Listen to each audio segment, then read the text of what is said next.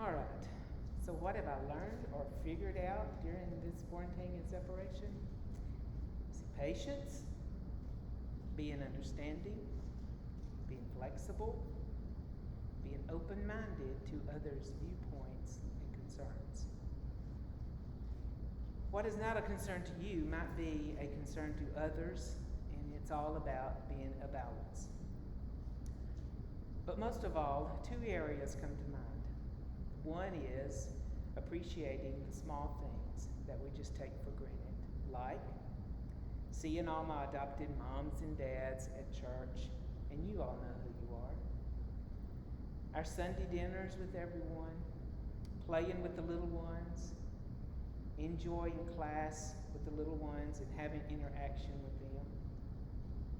The gathering after church just to socialize, and watching all these young adults and teenagers just mature and grow in Christ.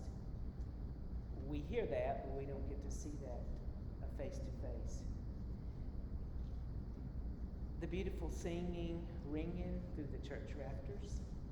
And of course, me being my usual aggravating self to some of you, and you all know who you are. And the other one is, even with all the difficulties, you all have encouraged and hung in there with us through some difficult decisions and difficult times. And you continue to do so. It just reaffirms what a unique, amazing group you all are. I want to go to Philippians chapter 2, starting in verse 1.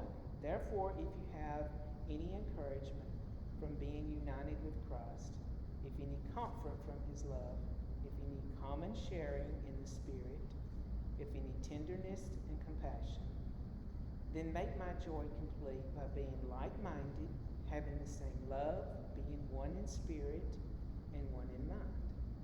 Do nothing out of selfish ambition or vain conceit. Rather, in humility, value others above yourselves. Not looking to your own interests, but each of you to the interest of others. And that is what we've really had to do. We've had to look at, and it's helped me step back and look at the whole, and not just one particular group's interest.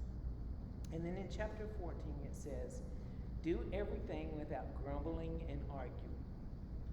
That is a difficult verse, as we all know. It is for me.